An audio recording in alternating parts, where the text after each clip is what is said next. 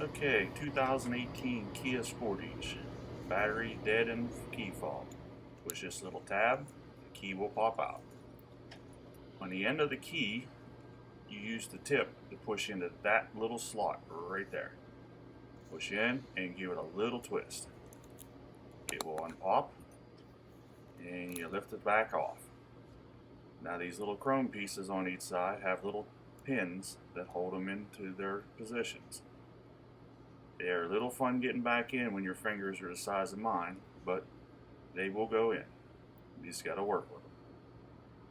There's a shot of the little pins on the bottom of it. They line up and there they go. Now you take your 2032 lithium cell, number side up, click it in. Now that silver piece there you pushed in on, there's a spring under it. Watch so it does not pop out that. Put your backing on, give it a little push on each side, it will click both sides, just like so. And you take your manual key, push it back into the slot. It will click. And that is all it's to putting your battery in.